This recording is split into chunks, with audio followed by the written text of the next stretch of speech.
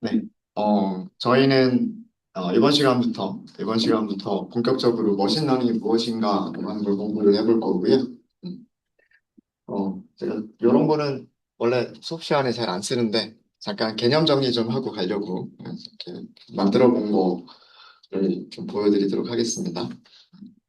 머신러닝이라고 하는 거는요, 쉽게 얘기해서 옆에 동그라미 있죠. AI, 우리 AI 그러면 인공지능이잖아요. 인공지능. 인공지능의 한 분야라고 생각하시면 돼요. 그러니까 인공지능이라고 하는 큰 컴퓨터 공학 쪽에서 인공지능이라고 하는 그런 분야가 있었고, 인공지능을 연구하는 많은 연구실들이 있었죠.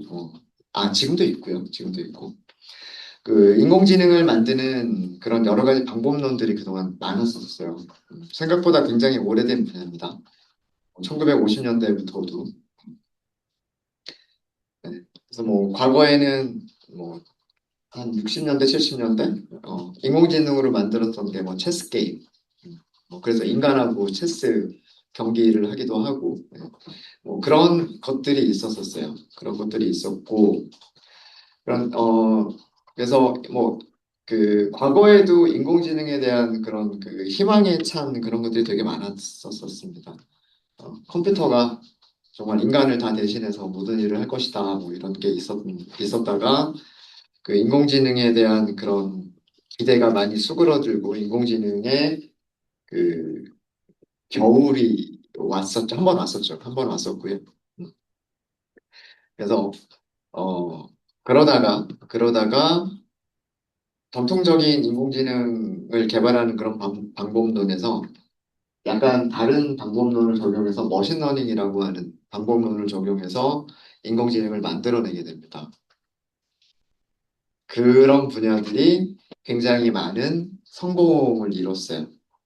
뭐 예를 들어서 이미지를 분석한다거나 이미지를 분류를 한다거나 뭐 병원에서는 뭐 CT나 MRI 이런 사진들을 사람이 의사가 판독을 하잖아요. 사진을 딱 보고서 뭐 뇌종양이다 아니다 뭐 이렇게 판단을 내리는데 그런 사진들을 그 인공지능한테 딱 주고서 이거 뇌종양이냐 아니냐 판단해봐라 이렇게 하니까 의사보다도 더 좋은 정확도로 어, 맞춰내기도 하고 문서들을 뭐 요약해 주세요라고 하거나 뭐 챗봇을 만든다거나 요즘 많은 고객센터들이 그 인공지능이 대신 답변해 주는 그런 것들 되게 많아졌죠. 그죠? 네. 이런 여러 가지 분야들에서 머신러닝의 성공을 이루면서 인공지능 분야가 다시 그 붐을 이뤘습니다. 붐을 이뤘고요. 그러다가 또 다시 한번 또 그 수그러들어요. 잠깐 또 수그러듭니다. 잠깐 또 수그러들었다가 그래서 머신러닝에 뭔가를 다 할 수 있을 줄 알았는데 또 그런 것도 아니었었어요. 그러다가 아마 뭐 알파고라고 들어보셨을 거예요. 구글에서 인공지능을 만들어내게 되는데 그때 그 딥러닝이라고 하는 딥러닝은 머신러닝의 한 분야예요. 머신러닝의 한 분야고 그런 딥러닝과 뭐 여러 가지들을 기법들을 사용을 해서 인공지능을 만들어내게 되는데 그게 엄청난 반향을 일으킵니다. 이세돌 구단하고 바둑을 떴는데 4승 1패로 이겨버렸죠. 그 한 게임 이긴 거 인간이 한 경기를 이긴 거 가지고서 되게 그래도 인간한테 희망이 있다라고 그런 얘기들을 했었었죠. 혹시 어젠가 그제 엊그제 기사 중에서 그 우리나라 바둑 기사가 가장 최신의 인공지능 알고리즘하고 바둑을 떴는데 2승 1패? 3승 1패? 그래서 인간이 그렇게 이겼다고 그런 기사가 있었던 것 같아요. 그래서 어, 인공지능이라고 한 큰 분야가 있고요. 그러니까 컴퓨터가 인간을 대신해서 답을 내놓는 거예요. 컴퓨터가 인간을 대신해서 답을 내놓는다. 간단하게 그게 인공지능인 거고요. 인공지능을 그 하는 여러 가지 분야들이 있었는데 그 중에 하나가 그런 것 중에 한 분야가 머신러닝이고 그다음 머신러닝도 여러 가지 알고리즘들이 있는데 그 머신러닝에서 중에서도 또 딥러닝 우리말로는 심층학습이라고 얘기를 합니다. 심층 학습이라고 하는 분야가 아, 있어요. 그래서 우리가 수업 시간에 다룰 내용들이 바로 머신러닝, 기계학습이라고 하는 분야고요. 그 다음에 딥러닝, 심층 학습이라고 하는 분야에 대해서 저희가 공부를 하게 될 겁니다. 그러니까 인공지능 분야다라고 생각하시면 돼요. 그러면 왜 머신러닝이 그 발전하게 되었고 왜 머신러닝이 각광을 받게 됐느냐라고 하는 거예요. 여기서는 스팸 메일 필터를 예로 들었는데요. 여러분들 이메일 많이 사용하시잖아요. 뭐 네이버 메일이나, 그 다음에 뭐 구글 지메일이나 뭐 이런 거 많이 사용하시죠. 어, 아마 대부분의 이메일 그 업체들이 다 똑같은 기능 스팸 메일 자동으로 걸러주는 기능을 가지고 있을 거예요. 저도 네이버하고 지메일 두 개를 사용하는데, 주로 네이버 같은 경우에 스팸 메일함으로 자동으로 막 들어가죠. 음. 이것도 일종의 인공지능이에요. 그걸 사람이 일일이 그 네이버 메일을 사용하는 사람들의 이메일을 하나씩 하나씩 보면서 스팸 메일함에 넣어주지는 않겠죠. 그죠? 내가 이메일함을 딱 열었는데 이미 이메일들은 스팸 메일함으로 몇 개는 들어가 있고 받은 메일함에 있고. 네. 자, 그런 그 스팸 메일 필터도 일종의 아주 간단한 인공지능이라고 생각할 수가 있어요. 컴퓨터가 대신해 주는 거니까. 그죠? 어, 그런데 그 과거의 스팸 메일 필터 같은 경우에는 그러면 그 어떤 식으로 프로그램을 만드냐면, 음, 그 사람들이 스팸 메일이라고 신고한 것들 있잖아요. 그죠? 내가 받은 메일 하면 이렇게 봤는데, 이거 광고 메일이네? 쓰레기 같은 메일이네? 그러면서 그 신고하죠. 여러분들 신고 안 해주세요. 저는 신고를 하는 편인데, 그러면 그런 데이터들을 그 뭐 네이버나 지메일이나 이런 쪽에서는 가지고 있겠죠. 그래서 그거를 실제로 사람들이 분석을 하는 거예요. 뭐 그 이메일 안에 뭐 제목은 어떤 단어들이 포함이 되어져 있고 본문 안에는 어떤 단어들이 포함이 되어져 있고 뭐 아니면은 본문이 뭐 글자는 하나도 없고 이미지로만 이루어져 있다거나 뭐 이런 그런 규칙들을 사람들이 그 개발자들이 그런 규칙들을 찾아요. 물론 그런 찾는 과정도 어떤 알고리즘을 사용하기는 하겠지만 뭐 그래서 뭐 예를 들어서 뭐 광고성에서 자주 나오는 문구들 있잖아요. 뭐 그런 문구들이 뭐 몇 퍼센트 이상 들어가 있는 것들은 스팸 메일로 분류하겠다. 그렇지 않은 것들은 스팸 메일이 아닌 걸로 분류하겠다. 이런 식으로 그런 규칙들을 사람들이 찾고 규칙들을 프로그램으로 만드는 거예요. if else 구문을 쓰는 거죠. 간단하게 얘기해서 if 어떤 조건을 만족하면 else if, elif 뭐 어떤 조건을 만족하면 elif 어떤 조건을 만족하면 이런 식으로 그 조건을 만족하는 그런 패턴들을 직접 찾아서 그런 것들을 프로그래밍 해주는 거예요. 직접. 그렇게 해서 프로그램을 만들고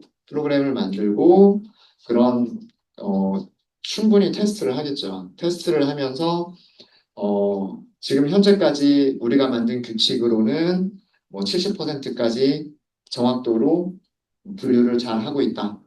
뭐 이대로 사용할까? 아니면 조금 더 성능을 늘려볼까? 그럼 성능을 늘려보려면 또 다른 규칙들을 또 찾아서 엘리프에다 또 추가하고 뭐 그러면서 계속 테스트하고 정확도 찾아보고 테스트하고 정확도 찾아보고 이렇게 하면서 뭐 예를 들어서 스팸 메일을 분류하는 게 80%에서 한 90% 정도 정확도를 보여주더라. 그러면 요 정도면은 어 이제 출시를 해도 되겠다라고 하고서 그 스팸 메일 필터라고 하는 프로그램을 출시를 하겠죠. 그게 과거의 인공지능이었었어요. 과거의 인공지능은 규칙들을 데이터 분석 과정을 통해서 뭐 상관관계도 찾아보고, 그죠? 뭐 상관계수 찾아보고, 조건부 확률 계산해보고, 어, 어떤 조건 하에서 어떤 단어들이 있으면 스팸 메일이다 아니다 뭐 이런 확률을 계산하고 그런 그런 규칙들을 직접 찾으면서 확률적으로 계산을 해서 몇 퍼센트는 스팸, 몇 퍼센트는 스팸이 아니다. 뭐 이런 식으로 사람들이 그런 패턴을 찾아갔어요. 규칙을 찾아갔어요. 자, 근데 이거의 단점은 음, 그런 전통적인 프로그래밍 방식의 단점은 규칙이 점점 길고 복잡해지겠죠. 유지보수가 점점 힘들어질 겁니다. 스팸 메일을 만들어서 보내는 사람도 얘 느낄 거 아니에요. 내가 메일을 보냈는데 이 메일을 보는 사람이 아무도 없네. 자동으로 쓰레기통으로 들어가고 있네.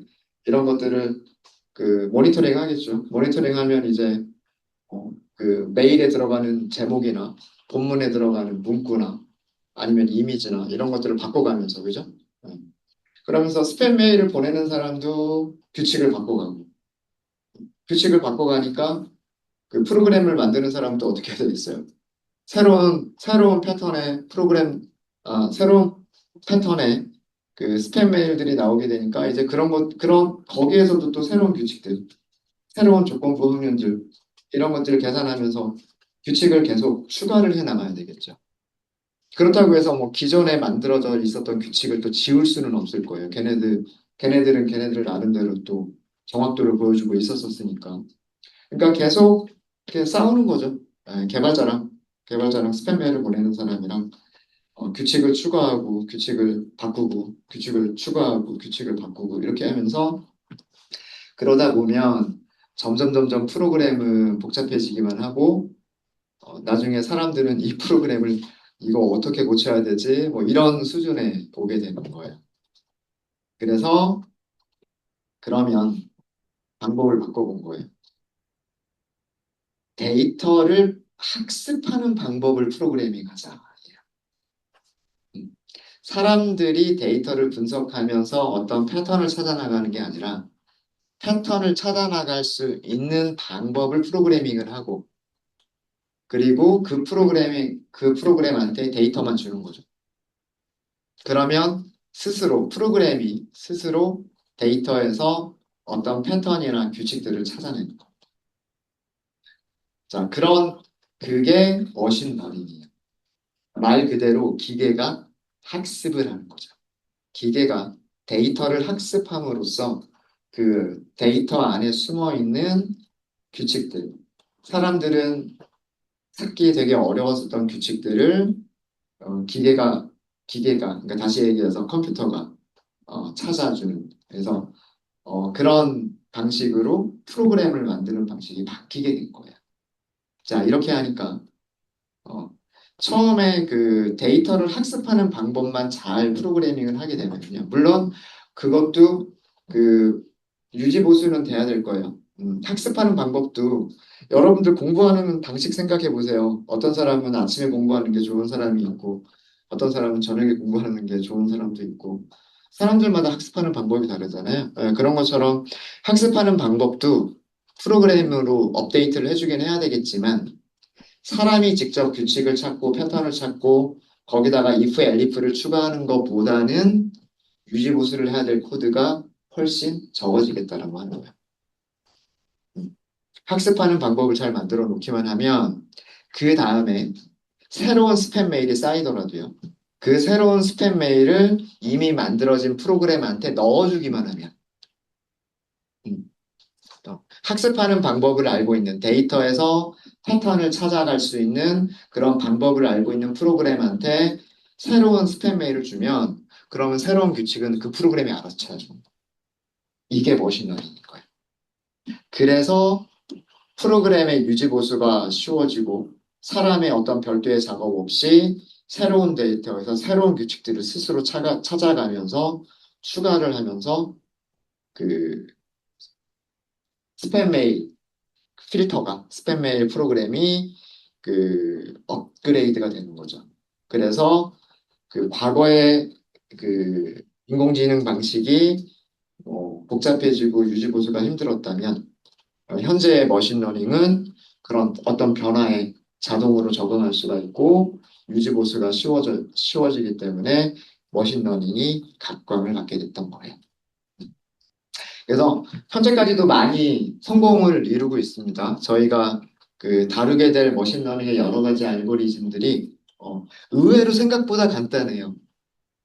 의외로 생각보다 간단한데 그 간단한 생각들이 그런 간단한 생각들이 어, 굉장히 높은 정확도를 보여주고 있는 경우들이 많습니다. 그래서 그런 그런 머신러닝 방법론들, 그러니까 컴퓨터가 어떻게 데이터를 학습하느냐라고 하는 그런 학습하는 방법들에 대해서 저희는 공부를 할 거고요. 뭐 이론적인 내용들 좀 살펴보고 그리고 그런 것들이 만들어져 있는 라이브러리, 사이킬런이라고 하는 게 있어요. 네. 그래서 사이킬런에서 구현되어져 있는 여러 가지 머신러닝 알고리즘들을 이용을 해서 데이터, 우리가 예측 모델을 내놓을 거예요. 스팸 메일이냐, 아니냐, 뭐 이런, 뭐 사과냐, 배냐, 뭐 이런 그런 예측 모델들을 저희가 공부하게 될 겁니다. 어, 그리고 또 머신러닝이 또 하나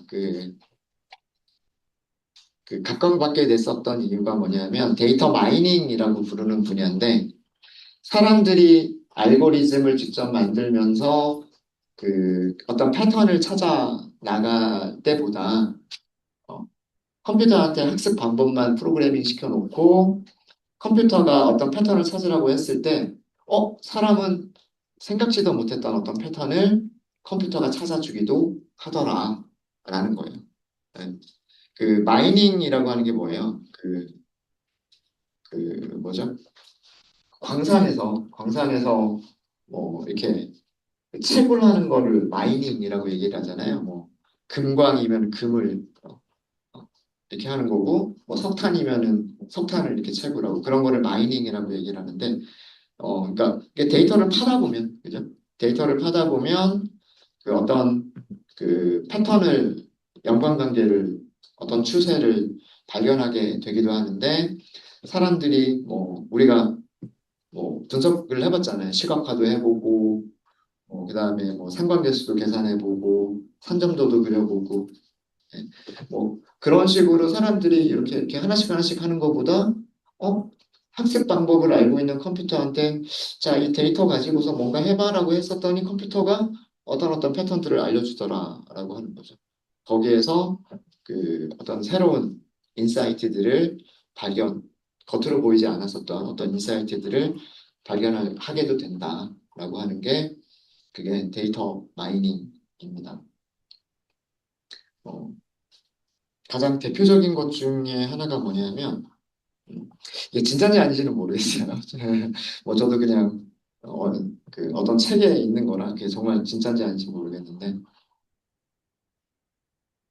미국의 어떤 대형마트, 월마트였나? 아니, 대형마트에서 사람들의 영수증, 구매 영수증을 분석을 한 거예요. 그래서 이렇게 머신러닝을 이렇게 딱 했는데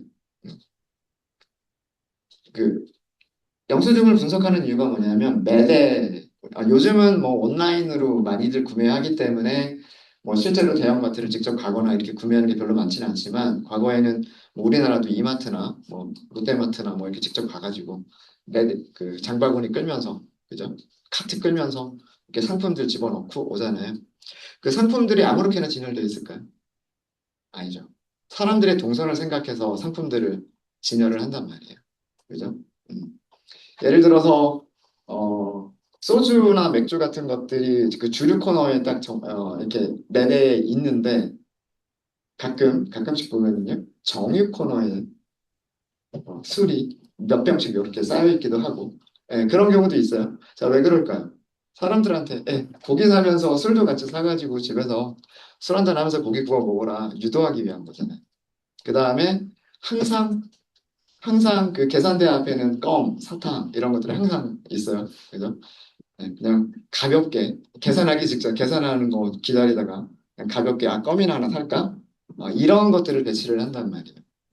그래서 사람들이 물건을 사는 그 동선 안에서 요거랑 같이 구매할 수 있을 만한 것들을 주위에 배치해서 좀 더 많은 구매를 유도하도록 이렇게 하는데 그래서 뭐 아까 같이 뭐 주류와 고기를 같이 배치를 한다거나 뭐 맥주 옆에 소주를 갖다 놓는다거나 아니면은 맥주 코너 바로 옆에다가 간단한 그 뭐 안주거리, 뭐 과자류나 뭐 아니면은 뭐 오징어가 마른 안주 같은 그런 것들을 또 배치를 한다거나 뭐 그런 식으로 유도를 사람들의 구매를 유도를 할 수가 있을 거란 말이에요. 그런 거를 하기 위해서 영수증을 분석을 하는데 특정 요일에 뭐 예를 들면 뭐 금요일 저녁에 남성 손님들인데 맥주를 많이 그건 이해가 돼요. 그죠? 남성 손님들의 영수증을 봤더니 퇴근 시간에 맥주를 많이 사가더라. 근데 같이 사는 품목 중에 기저귀가 있었던 거예요. 네. 그래서 기저귀 코너 옆에다가 맥주 캔박스를 이렇게 몇 개를 더 갖다 놓고 판매를 늘렸다는 뭐 그런 게 어, 진짜인지 아닌지 모르겠지만 그런 게 있었었어요. 사람들은 자 어떤 패턴을 이런 패턴을 찾기가 좀 힘들단 말이에요. 그죠? 근데 머신러닝이 이게 그 기저귀와 기저귀와 맥주가 상관관계가 있다. 상관계수가 높다. 인과관계는 아니에요. 맥주 때문에 맥주 때문에 기저귀 아니면 기저귀 때문에 맥주 이런 인과관계는 아닌데 분명히 두 개가 상관관계가 있다라고 머신러닝은 알려준 거예요. 머신러닝 딱 거기까지 알려줘요. 이제 거기에 이제 사람들의 상상이 들어가죠. 왜 그럴까, 왜 그럴까, 왜 그럴까 이렇게 생각을 해보니까 집에 갓난아기가 있는 기저귀를 쓰는 집이면 갓난아기가 있는 집에서는 그죠? 네, 누군가가 애를 보고 있을 거고 직장에서 일하던 남편이 퇴근길에 네, 기저귀 떨어졌으니까 기저귀 사와라는 전화를 받고서 네, 마트를 들렸는데 주말이란 말이에요. 나는 이제 스포츠도 보면서 아니면 영화도 보면서 맥주도 한잔 해야 되겠단 말이에요. 기저귀를 사러 가서 자기가 주말에 마실 맥주도 같이 사가지고 오는 거죠. 네. 그런 패턴을 찾아내게 될 수도 있다더라라는 그런 거예요. 정말인지 아닌지 모르겠지만 그런 게 데이터 마이닝이다라고 합니다. 데이터를 데이터를 파다 보면 거기에서 어, 우리가 그런 대용량의 데이터들을 하다 보면 분석하다 보면 의도치 않았던 어떤 패턴들을 찾아낼 수 있겠다. 그런 것들이 머신러닝이 그런 것들을 해줄 수가 있다라고 하는 겁니다. 머신러닝의 종류에는요, 음, 그 사람의 감독이 들어가느냐 들어가지 않느냐에 따라서 크게 지도학습과 비지도학습으로 나눌 수가 있습니다. 비지도학습으로 나눌 수가 있고요. 조금 더 세분화하면 준지도학습, 강화학습 이렇게 나눌 수도 있어요. 그 다음에 어, 점진적으로 조금씩 학습을 하는 것인지, 그러니까 데이터를 학습한다는 얘기예요. 컴퓨터 프로그램이 기계가, 다시 얘기하면 컴퓨터 프로그램이 데이터를 학습을 하는데, 조금씩 학습을 하는 거냐, 아니면은 데이터를 한꺼번에 왕창 집어넣고 학습을 하느냐에 따라서 온라인 학습과 배치 학습으로 구분을 하기도 합니다. 그리고 그 데이터를 학습하는 방법에 따라서 사례 기반 학습이냐, 모델 기반 학습이냐라고 분류를 하기도 합니다.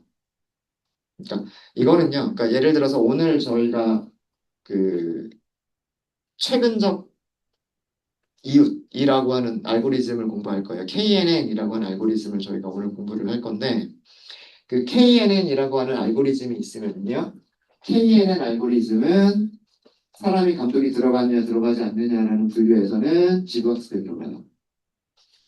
그 다음에 실시간으로 하는 거냐 점진적인 학습을 하는 거냐에서는 데이터를 한꺼번에 집어넣고 예측 결과를 찾아내는 거기 때문에 배치 학습에 해당이 돼요. 그 다음에 데이터를 학습하는 방법에 있어서는 사례 기반으로 학습을 하는 거여서 사례 기반 학습이에요. 그러니까 이 얘기는 뭐냐면 그 하나의 머신러닝 알고리즘이 이렇게 분류할 거냐 저렇게 분류할 거냐에 따라서 지도학습, 비지도학습 이렇게 얘기도 하는 거고요. 온라인 학습, 배치 학습 이렇게 얘기하기도 하고 사례 기반 학습, 모델 기반 학습 이렇게 얘기를 하기도 합니다. 뒤쪽에 뭐 요거보다는 우선 그 지도학습, 비지도학습에 대해서 먼저 말씀을 드리면요. 지도학습은 예를 들자면 그런 거예요. 학교에서 선생님이 그 학생들한테 문제를 딱 주면서 자, 그 문제의 풀이 과정을 수업 시간에 다 이렇게 얘기를 해주는 거예요. 이게 지도잖아요. 지도. 자, 이런 문제가 있어. 이런 문제는 이렇게 이렇게 풀면 돼. 뭐 런 거죠. 그죠? 컴퓨터한테도 똑같이 하는 거예요. 문제와 정답을 컴퓨터한테 주는 거. 뭐 예를 들어서 우리 스팸 메일 필터다라고 한다면 스팸 메일 필터다라고 한다면 문제는 뭐가 되냐면 이메일 이메일이에요. 이메일들. 그 다음에 각각의 이메일에는 이걸로 볼까요? 스팸 지도학습이에요. 지도학습인 경우에 어떤 이메일은 스팸 메일이 아니다. 어떤 이메일은 스팸 메일이다. 어떤 메일은 스팸 메일이 아니다. 어떤 메일은 스팸 메일이다. 이렇게 레이블링을 해주는 거예요.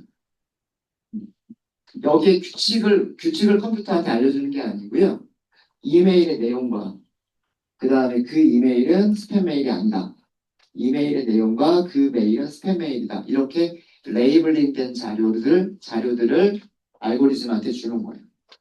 그러면 머신러닝은요, 얘를 학습을 하는 거예요.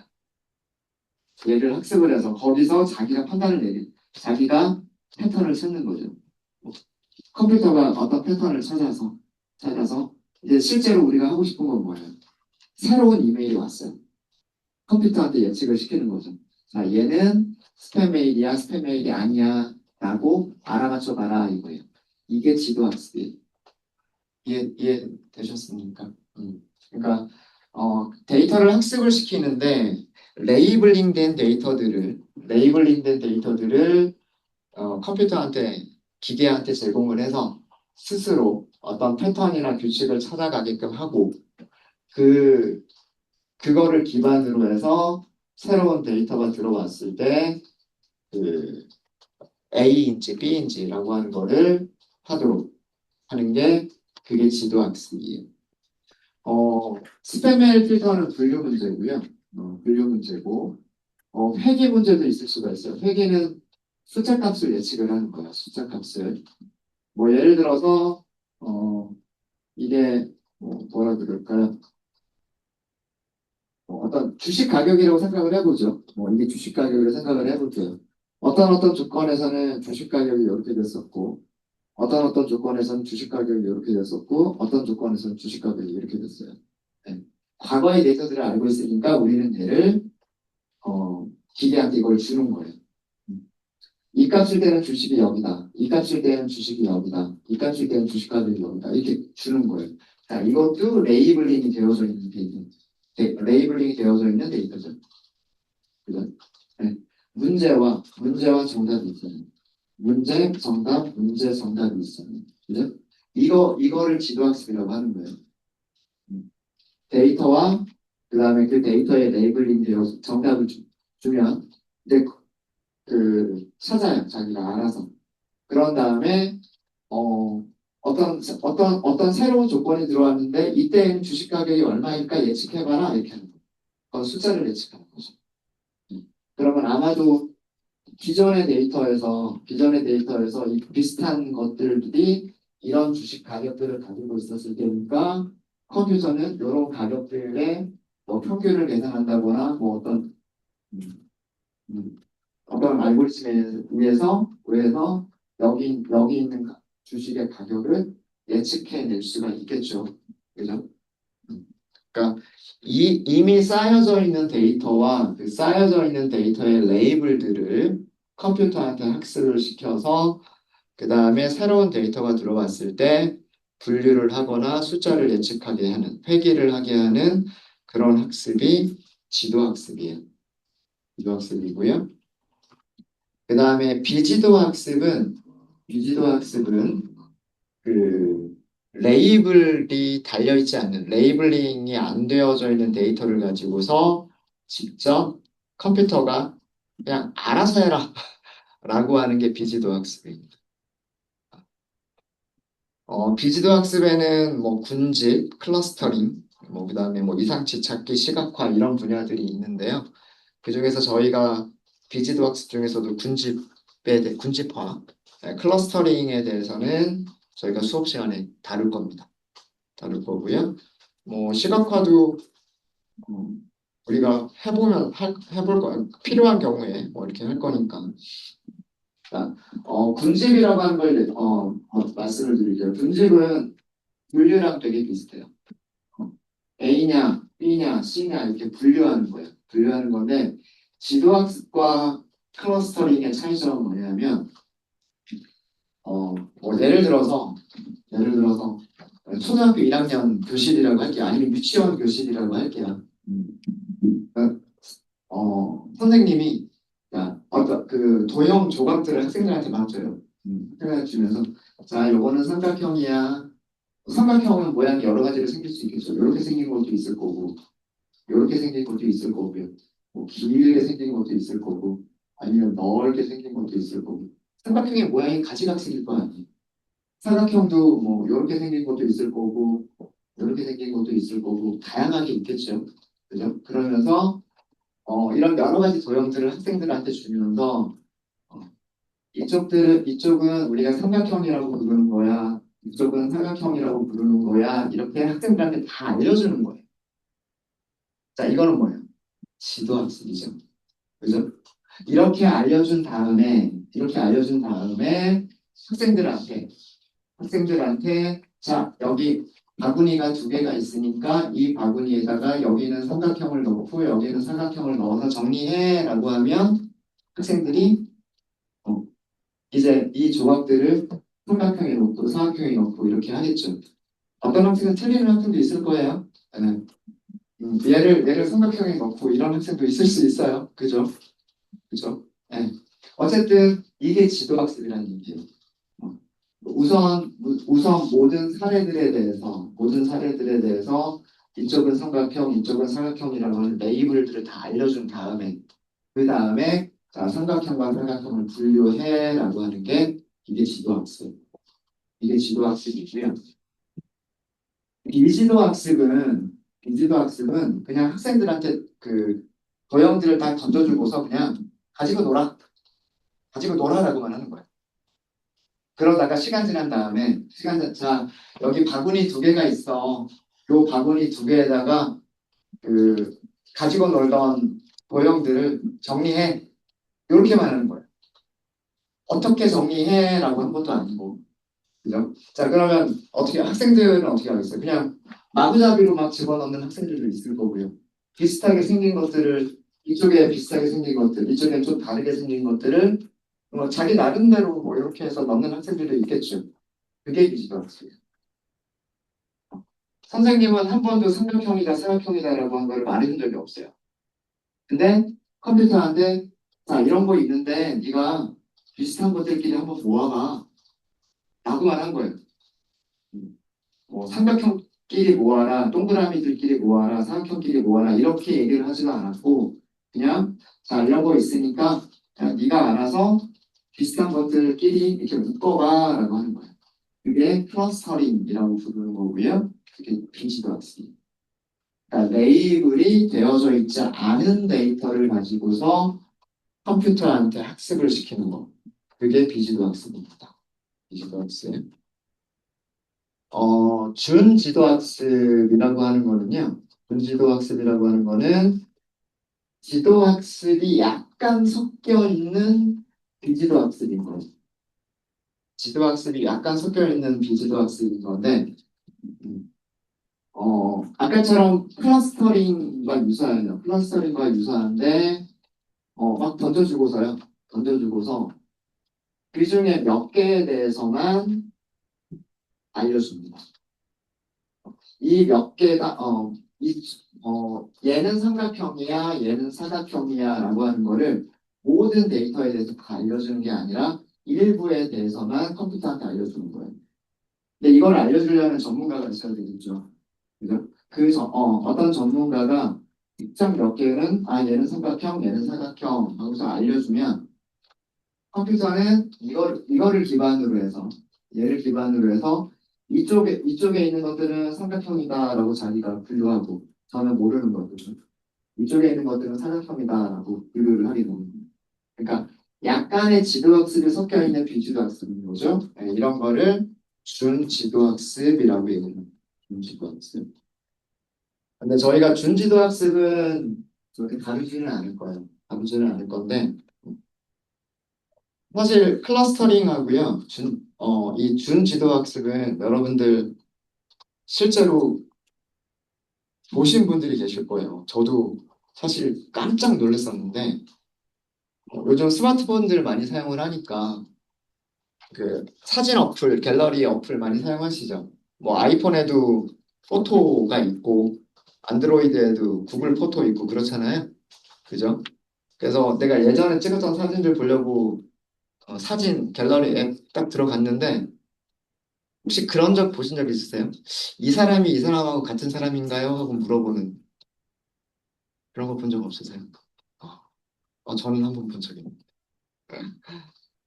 그게 구글 포토였는지 아니면 아이폰의 포토 앱이었는지 모르겠는데 음, 사진 두 개를 이렇게 보여주면서 저희 애 사진이었어요. 최근 사진하고요. 그다음에 아기 때 지금 저희 애가 중학생이니까 뭐한 10년 전에 갓난아기 때 사진 두 개 얼굴 되게 많이 달라져 있는데 분명히 이 두 개가 같은 사진인가요? 같은 사람인가요? 하고 물어보더라고요. 그래서 뭐 그냥 이렇게 뭐 이렇게 하긴 했는데 그 여러분들 사진 어플에서 자동으로 분류해 주지 않아요? 같은 사람들 찍힌 사람들도 이렇게 모아주고 그런 거 본 적 없으세요? 뭔가 저만 봤나? 네. 그렇거든요. 어플 그 들어가 보면 가끔씩 그 쭉 쌓여있는 사진들을 잘 안 찍으시는구나. 그죠? 뭐 음식 사진을 찍어 놓으면 케이크 사진들만 쭉 한번 내가 찍었던 사진들 중에서 케이크 찍었던 것들만 쭉 보여주고 예. 그런 자동으로 분류를 해준단 말이에요. 그게 클러스터링이에요. 사진들 보면서 그냥 얘가 알아서 요거는 사람 사진, 요건 인물 사진, 요거는 풍경 사진, 이거는 음식 사진 이런 식으로 그냥 컴퓨터가 알아서 분류하는 거. 그게 클러스터링, 비지도 학습인 거고요. 아까처럼 그 전문 컴퓨터가 전문가의 도움을 받는 거예요. 내가 이렇게 클러스터링 하는 게 맞는지 안 맞는지 아니면 기존에 클러스터링 했던 거를 조금 변화시키기 위해서 여기 있는 데이터가 A라고 하는 사람이 맞는지 아니면 뭐 여기 있는 데이터가 풍경 사진이 맞는지 이걸 한번 물어보는 거예요. 누구한테 물어보겠어요? 사진을 찍은 사람한테 물어보겠죠. 그냥 핸드폰 소유자한테 그걸 물어보는 게 그게 전문가. 네, 전문가 시스템이라고 얘기를 한다. 준지도 학습은 전문가 시스템이라고 얘기를 하는데 네, 전문가가 모든 걸 다 하는 게 아니고요. 컴퓨터가 자기가 클러스터링 한 거에 대해서 어, 그 클러스터링의 그 분류의 정확도를 좀 더 높이기 위해서 몇 개의 포인트만 알면 그거를 기준으로 해서 다시 한번 클러스터링을 다시 할 수가 있기 때문에 그런 것들을 전문가한테 물어보는 거예요. 사진 같으면 사진을 찍은 사람, 그 다음에 뭐 뇌종양 사진이다 그러면 뇌종양 사진의 전문가는 의사 선생님이겠죠. 의사 선생님들의 그 몇 가지 조언을 가지고서 자기의 클러스터링의 결과들을 업데이트를 해 나가는 거예요. 네, 그게 준지도학습입니다. 준지도학습. 근데 저희는 준지도학습은 수업 시간에 다루지는 않을 겁니다. 뭐 그런 게 있고요. 그 다음에 강화학습. 강화학습은 뭐 여기 뭐 알파고 제로 뭐 이렇게 했는데 사실 알파고도 벌써 되게 오래됐죠. 거의 10년까지는 안 됐지만 뭐 그렇게 된 것 같고 최근에는 더 많은 그런 어, 알고리즘들이 더 나왔고요. 이 강화학습이라고 하는 거는 그 컴퓨터가 어떤 판단을 내리잖아요. A다, B다 이렇게 판단을 내리는데 판단을 내릴 때마다 벌점을 주거나 아니면 상을 줍니다. 그러니까 보상을 줘요. 보상을 주거나 벌을 줘요. 그런 과정을 반복하는 거예요. 그런 과정을 반복하다 보면 컴퓨터가 자꾸자꾸 보상이 높은 쪽으로 뭔가 일을 하게 돼요. 사람하고 똑같아요. 이 강화학습이라고 하는 개념이 나온 게 사실은 심리학에서 그런 실험에서 나왔던 거예요. 그런 실험 아세요? 쥐를요, 상자 안에 가둬놓고요, 상자에 버튼, 빨간 버튼, 파란 버튼 두 개를 놔둬요. 빨간 버튼을 누르면 약한 전기가 찌리릭 하고 흘러가지고, 어, 뭐 죽을 정도는 아니지만, 감정 살짝 찌릿하는 그런 걸 느껴요. 근데 파란 버튼을 누르면 갑자기 위에서 치즈가 한 덩어리가 딱 떨어져요. 예, 그렇게 상자를 만들어 놓고 쥐를 가둬놨어요. 이 쥐란 녀석이 똑똑하게도 몇 번 감전을 당하고 몇 번 치즈를 먹고 났더니 나중에는 치즈가 나오는 파란 버튼만 누르고 있어요. 이게 강화학습입니다. 네. 빨간 거는 잘못됐다라고 하는 거를 벌로 알려주고 파란 거는 네가 잘한 거야 라고 보상을 주는 거예요. 그러면 그런 것들이 학습이 되면서 보상을 바라는 쪽으로 행동이 바뀌게 되는 거예요. 사람도 그렇고요. 컴퓨터도 그렇습니다. 그러니까 그렇게 프로그래밍을 하는 거예요. 어떤 행동을 했을 때는 플러스, 어떤 행동을 했을 때는 마이너스. 그래서 플러스가 높은 쪽으로 가라 라고 프로그래밍을 하는 거예요. 네. 플러스가 높은 쪽으로 가라 이렇게 프로그래밍을 만들어 놓으면 이제 어떤 데이터가 들어와서 판단을 내리는데 그때에 따라서 계속해서 가는 거죠. 이게 게임 쪽에서 굉장히 뭐 바둑이나 체스나 그다음에 뭐 여러 가지 게임 분야에서 큰 성공을 이뤘어요. 그러니까 바둑이 뭐 이렇게 수를 놓잖아요. 그런 거에 따라서 여기에 놨을 때는 몇 점, 여기에 놨을 때는 몇 점, 이런 것들을 하면서 계산을 하는 거예요. 그러니까 확률적으로 높은 보상을 받을 수 있는 쪽으로 컴퓨터가 자꾸 그쪽으로 가려고 하는 거예요. 이게 강화학습입니다. 강화학습이고 마찬가지로 강화학습은 저희는 수업 내용의 대상은 아니에요. 그냥 이런 게 있다 정도로만 알고 넘어가도록 하겠습니다. 그래서 어, 강화학습도 약간의 사람의 감독이 약간 들어가는 거죠. 네. 지도학습은 100% 사람의 지도가 들어가는 거고요. 비지도학습은 100% 사람의 지도가 하나도 들어가지 않고 스스로 알아서 해라라는 거고요. 준지도학습은 약간의 힌트, 몇 개에 대해서는 레이블링을 주고 대부분은 레이블링을 주지 않는 게 준지도학습인 거고요. 강화학습은 벌점과 보상이라고 하는 두 가지의 사람의 지도가 감독이 들어가게 되는 거죠. 그래서 이렇게 분류를 할 수가 있습니다. 분류할 수가 있고요. 그 다음에 온라인 학습이냐 배치 학습이냐라고 하는 거는 온라인 학습은 머신러닝 알고리즘한테 데이터를 줘요. 데이터를 주고 그 다음에 뭐 평가를 하겠죠. 평가를 하고 그 다음에 실행을 합니다. 그러니까 뭐죠? 프로그램 배포를 하는 거죠. 근데 프로그램을 배포한 이후에도 새로운 데이터들이 계속해서 생겨난다. 아까 스팸 메일 필터 같으면 새로운 새로운 스팸 메일들이 계속해서 오잖아요. 그죠? 계속해서 오기 때문에 그럴 때마다 어떻게 하냐면 기존에 학습이 되어 있는 내용에다가 새로운 데이터가 그 부분만 수정이 되는 거예요. 그 부분만 학습을 다시 하는 거예요. 기존에 학습되어 있는 것들을 그대로 놔두고 그거를 유지한 상태에서 거기에서 새로운 데이터를 넣어서 다시 한번 훈련을 시키고 그러니까 전체를 다 훈련시킬 필요가 없다는 거예요. 기존에 학습된 내용을 이어서 학습을 할 수 있다는 거예요. 기존에 학습된 내용에 이어서. 그러니까 뭐 예를 들어서 뭐 우리가 책이 있는데 내가 책의 절반을 공부를 했어요. 그 다음 챕터가 있어요. 책의 절반까지 알고 있다는 가정하에서 그 다음 챕터만 공부를 하는 거예요. 그러면은 뭐 예를 들어 챕터 6까지 공부를 했어요. 그럼 챕터 6까지는 다 알고 있다는 가정하에서 챕터 7만 새로 공부하는 거예요. 네. 근데 그거는 그 이전에 그 공부했었던 내용들이 학습했던 내용들이 쌓여 있어야 되겠죠. 쌓여 있어야 됩니다. 네. 그렇게 하는 거고요. 그렇게 하는 거고 그게 온라인 학습이에요. 이렇게 점진적으로 그 뭔가를 학습을 해 나간다라고 하는 게 온라인 학습이고요. 반대로 대치 학습은요. 내가 1장부터 5장까지 공부를 했어요. 근데 챕터 6이 들어왔어요. 그러면 다시 1장부터 6장까지 한꺼번에 모아가지고 다시 공부하는 거예요. 그리고 챕터 7이 들어와요. 그럼 다시 챕터 1부터 챕터 7까지 다시 다 공부를 하는 거예요, 새로. 무슨 얘기인지 아시겠죠? 그게 대치학습입니다. 대치학습.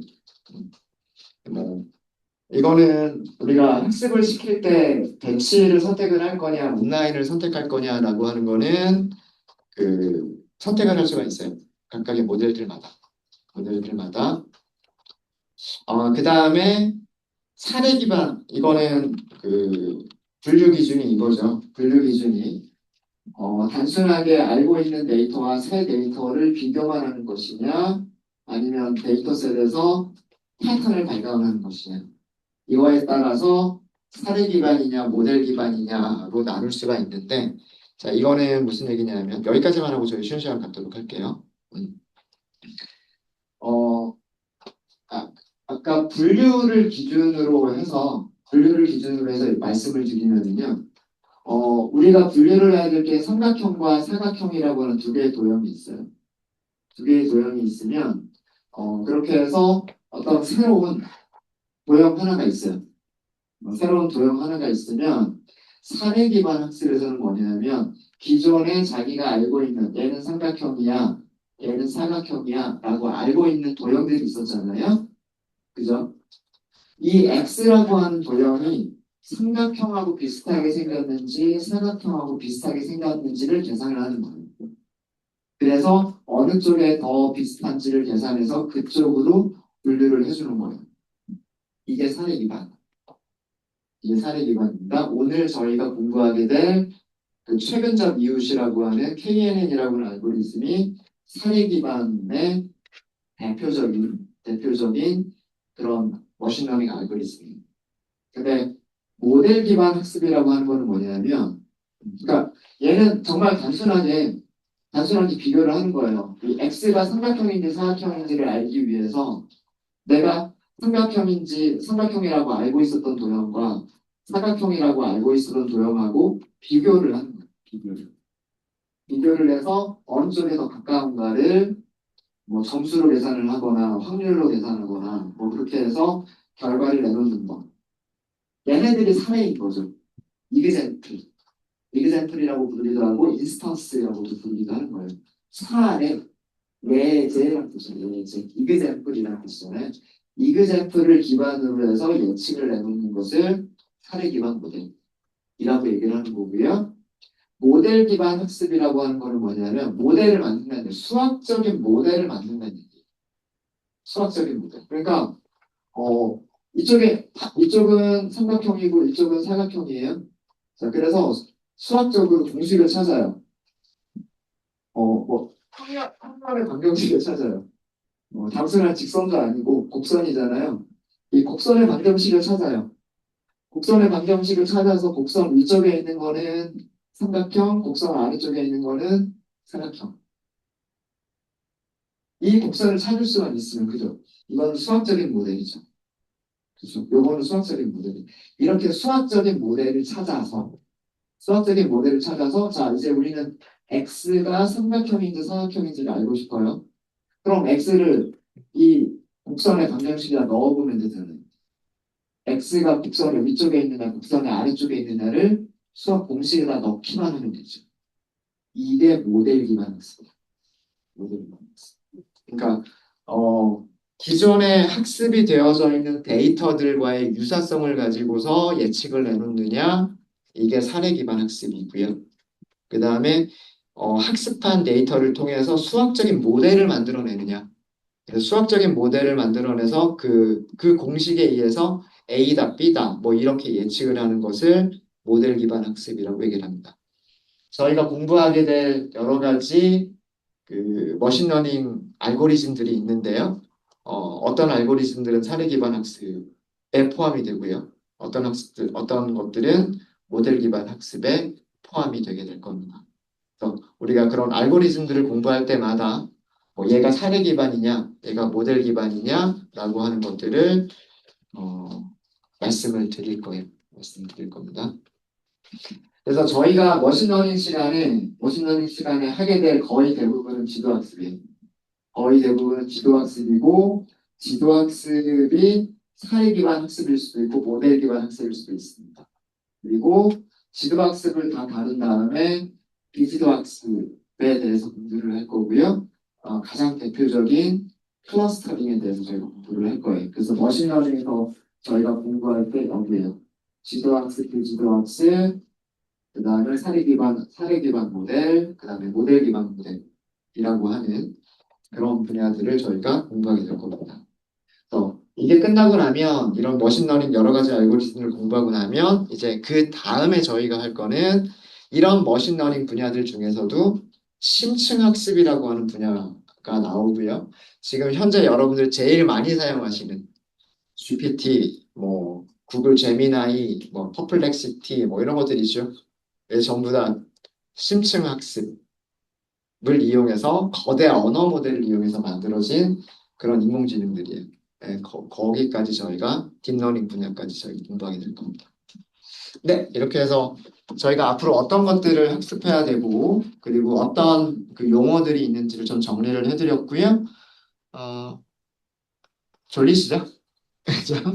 네, 그럼 쉬는 시간들 갖고요. 다음 시간에 KNN이라고 하는 모델을 소개시켜 드리는 것부터 하도록 하겠습니다.